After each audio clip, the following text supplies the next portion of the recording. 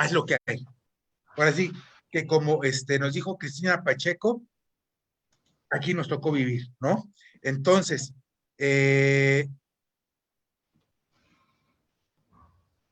viendo esto, ya vimos las pruebas, ¿cuáles son las tasadas? Las que está en la fracción 2, los documentos públicos, lo contenido en un documento público hace prueba plena al ser contenido ahí, ¿no? Siempre y cuando sea emitido por una autoridad competente en busca de en ejercicio de sus competencias, ¿no? Dos, la confesión en contra de quien la expresa hace prueba plena. Y tres, las presunciones legales que no admiten prueba en contrario, que ya también ahorita las vamos a checar, ¿no? Todos los demás nos indican que es a la discreción de la autoridad. Por ejemplo, los documentos privados. Vamos a distinguir cuál es un documento público. Rigo, ¿tú qué consideras que debe de contener un documento para ser considerado como documento público? Pues en sí sería algo que tenga como fe, ¿no? Como fe pública, no sé, algo que pueda certificar un notario. Muy bien, muy bien. Una de esas, muy bien. Un documento notarial, no los hechos, pero por ejemplo, la protocolización de un acta, eso es un documento público y por lo tanto tiene valor probatorio pleno. Perdón. Otro, ¿qué otro se te ocurre, Rigo?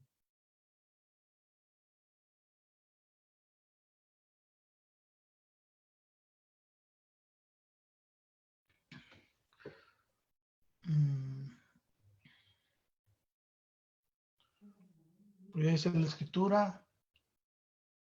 Pues un documento que emite el fisco, una constancia, pues es público. La declaración Ok, del pago. ok. Cualquier documento emitido por una autoridad en ejercicio de su competencia eh, es un documento público. Muy bien, muy bien. Lo emitido por fedatarios públicos, lo emitido por autoridades en ejercicio de sus facultades, son documentos públicos. Por lo tanto, todo lo que no sea público es privado. Todo lo demás son los documentos privados. Y el valor de un documento privado, así como de las demás pruebas, dependerá mucho de cómo se relacionen entre sí, porque van a tener un valor hasta cierto punto meramente indiciario, de indicio.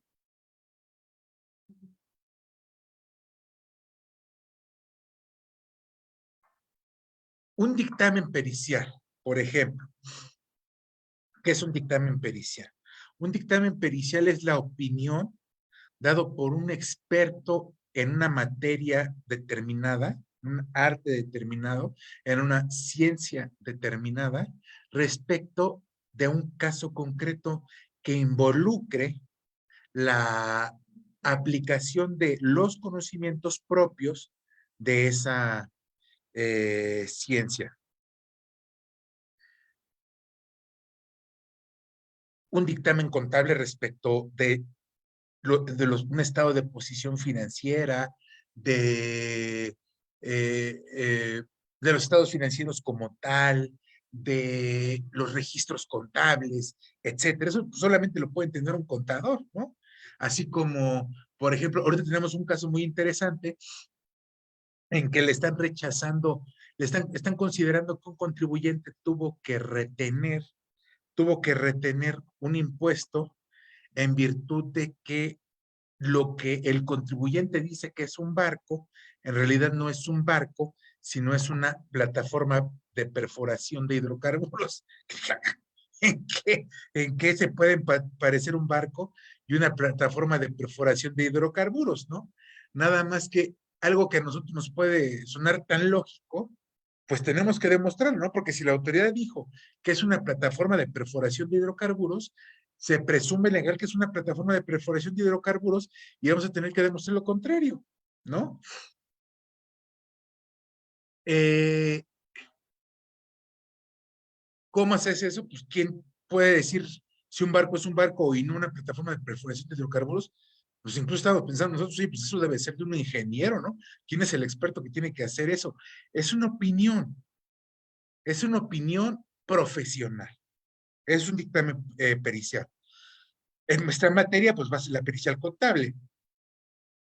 Reconocimiento o inspección judicial, pues es ver un hecho que no necesita dar fe de un hecho que no necesita un conocimiento eh, profesional al respecto. El árbol está de mi lado, las gorras dicen Made in México, la caja de la contabilidad venía afectada, etcétera. Cosas que no necesitan un conocimiento especial. Los testimoniales son personas que vieron algo o escucharon algo. Lo escucharon porque alguien se los dijo, que lo vio. Pueden ser testigos directos o testigos de oídas. Como por ejemplo hace rato yo vi que madrearon a Alfredo Adame, ¿no? Yo soy testigo directo. Yo vi el video en el que madreaban a Alfredo Adame, soy testigo indirecto, ¿no? Entonces va dependiendo de cómo se haya efectuado el testimonio. Bueno, las fotografías no tienen problema y las transmisiones. Ahora, todas estas que no están tasadas tienen que ser adminiculadas entre sí para determinar con ello el alcance y valor probatorio. Tú señalabas hace rato un punto, Rigo. El artículo sutano de tal dice, dispone, prevé que cuando alguien construya su propia casa o lo haga con el apoyo de familiares, se considerará que no se está obligado o mejor dicho, no resultará aplicable ese reglamento, ¿no? Lo señalabas así, ¿no, mi estimado Rigo? Sí, el artículo 4 del reglamento, que lo haga ¿No? el propietario o sus familiares, no le aplica. Ok. El artículo 82, permíteme, el que estaba buscando aquí ahorita, a ver si lo. Eh,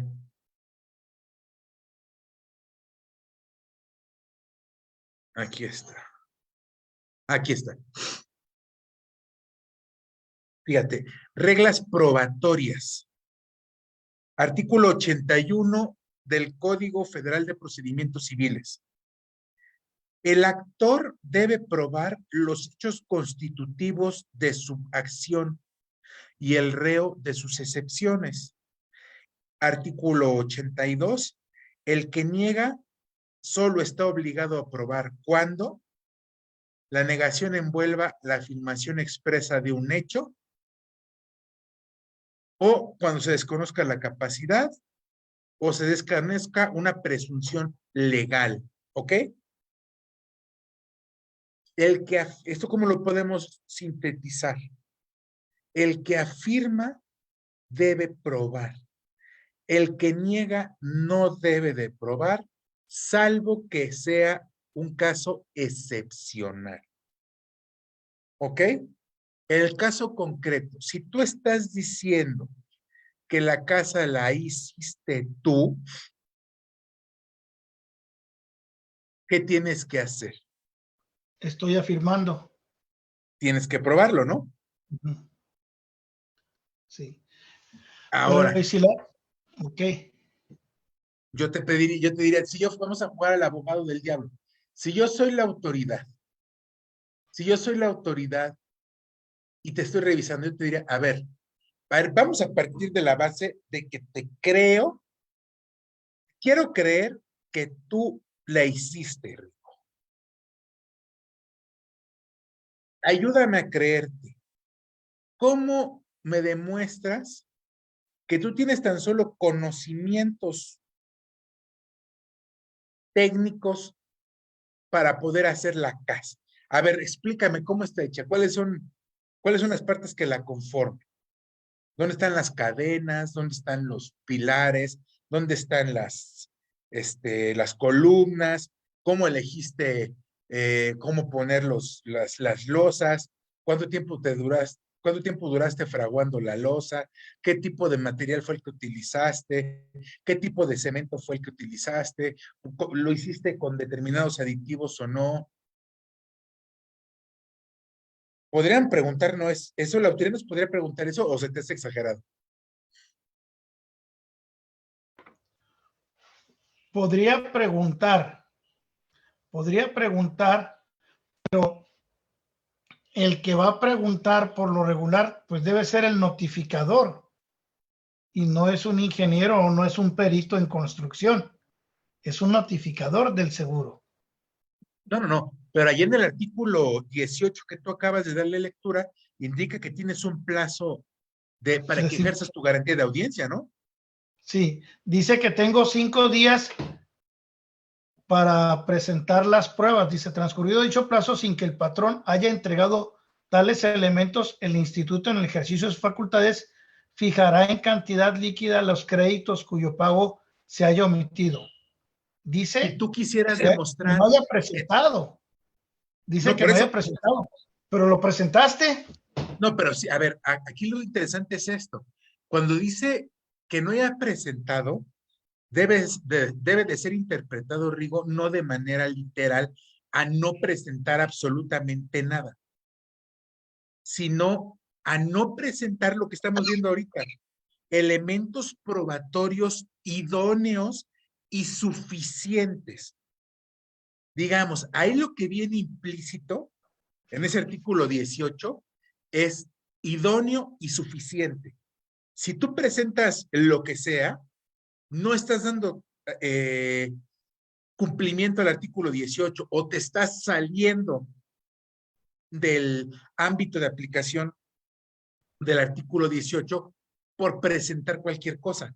Tienes que presentar pruebas, pero pruebas idóneas y suficientes. Te digo, si tú presentas una confesión en la cual tú reconoces que tú lo construiste, pues ya vimos que su valor sería indiciario. Tendría que estar adminiculado, relacionado con otras pruebas. Entonces, eres albañil, ¿no? Ah, mira, yo soy albañil o soy arquitecto o tengo un primo que es albañil y mi primo me ayudó a construirla. Eso sería más factible, fíjate, decir, a ver, pues la neta el que me ayudó fue mi primo. Él es tu familiar. Entonces, ¿cómo demuestras que es tu familiar? Con un acta de nacimiento, ¿no? Un acta de nacimiento de él, de su papá, un acta de nacimiento tuya, de tu papá, de tu mamá y del abuelo, en que ya se ve que son que son comunes, ¿no? Además, tienes que demostrar que él es albañil para que pueda aventarse esa prueba. Porque si no, si nada más presentas la confesional, aunque presentaste una prueba, la prueba no puede resultar, aunque pudiera ser idónea, no puede ser suficiente porque le faltan más elementos. ¿Por qué? Porque su valor probatorio no es pleno. Entonces necesitamos más elementos para darle a la autoridad una justificación de que lo que estamos diciendo es real. Así funcionan las pruebas. Ahí el artículo, si bien te digo, está disponiendo, si no presentan, no es, si no presentan nada, sino si no presentan pruebas idóneas y suficientes. ¿Sí, Pi?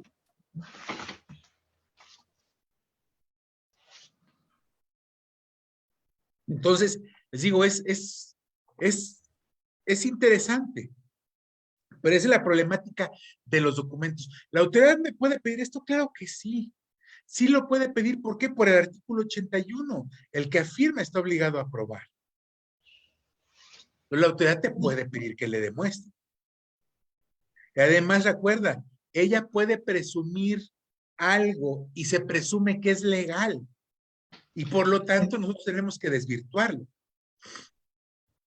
Entonces, si la autoridad me dice, lo que tú me estás presentando no es suficiente, como bien lo menciona. ¿Ella ahí está afirmando o no? Porque dice, para mí no es Pero ella no suficiente. está, pero es que ella está valorando. No es que tenga que demostrar, ya entendí por dónde vas, no es que ella tenga que demostrar que no es suficiente, no, no, no, no, no. Lo que pasa es que en ese caso, ella tiene la competencia, vamos a hablar de una cosa que se llama competencia. ¿Qué es la competencia? La competencia es la facultad La que facultad. tiene una determinada autoridad para hacer algo establecido en la ley o en un ordenamiento normativo determinado. ¿Sí? En el caso concreto, ella por ley es la que tiene la competencia para valorar esa documentación. Ahora, si la autoridad la valora mal, como tú lo estás enseñando, es decir, tú puedes considerar válidamente, oye, es que yo considero que sí es suficiente. Ok, ahí la autoridad dice, no es suficiente. Entonces la autoridad está negando. Ella ejerció su competencia y lo negó. Tú consideras que sí es suficiente, ok, pero como ella ya ejerció su competencia, ahora tú tienes que irte a otro lado, que ya sería un medio de defensa, para que un tercero distinto a la autoridad y a ti valore si realmente lo que tú presentaste era suficiente o no, para que de ahí ella resuelva si la autoridad consideró que era no suficiente y si lo era, pues entonces es ilegal y tú tienes la razón. Si la autoridad considera que no era suficiente y el juzgador considera que no era suficiente, entonces lo que hizo la autoridad fue legal y tú pierdes. Entonces, digo, no, aquí es un ajedrez, Rigo. Es un ajedrez. Para poder jugar ajedrez tenemos que conocer pues las reglas del ajedrez. Y entonces en este caso concreto, la autoridad tiene una tirada que en sí misma es una tirada poderosa. Lo que ella nos está diciendo se presume legal. Nuestra tirada, para poder atacar esa tirada poderosa de la autoridad, tiene que estar enfocada en demostrar, no argumentar, no decir, demostrar que eso que dijo la autoridad es incorrecto, es indebido, es ilegal, es impreciso, es inatingente.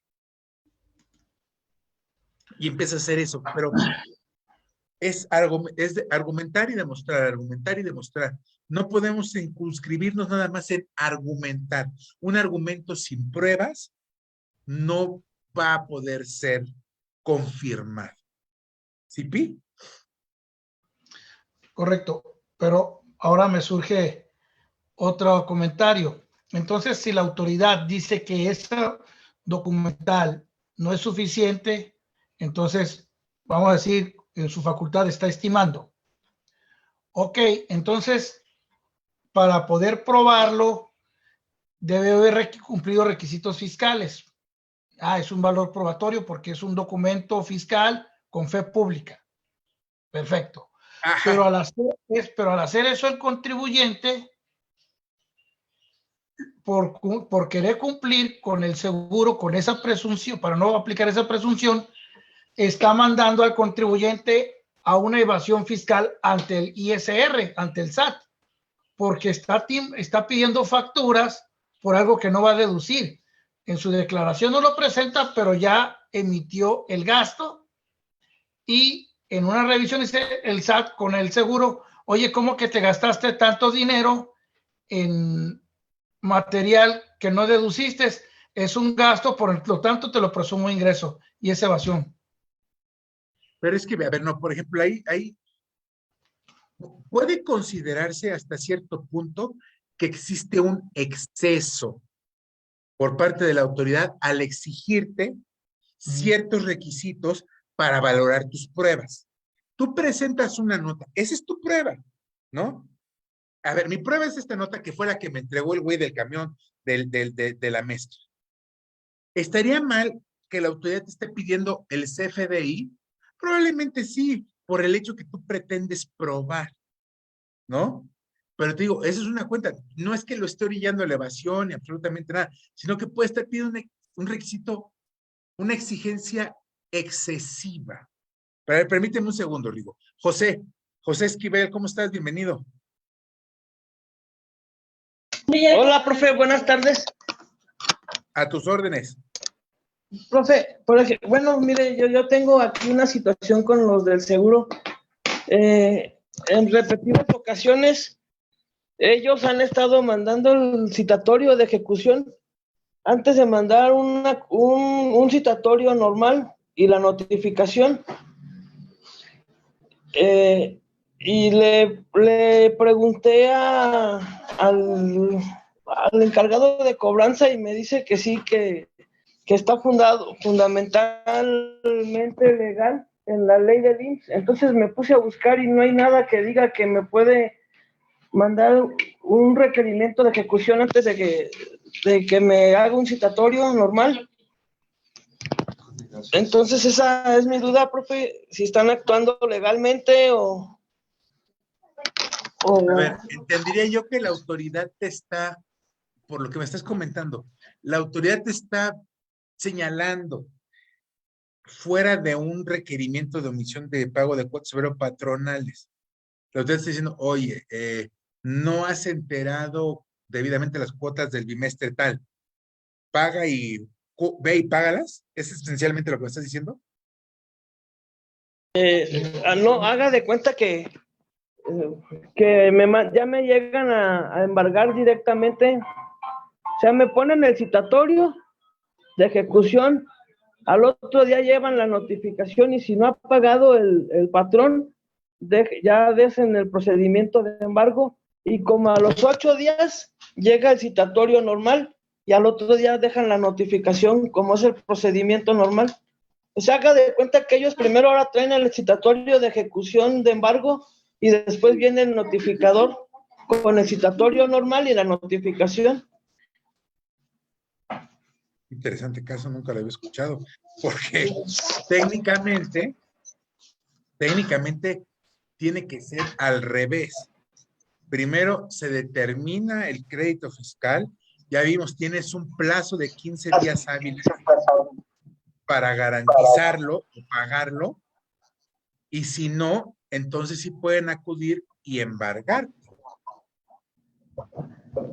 Pero si no, no podrían.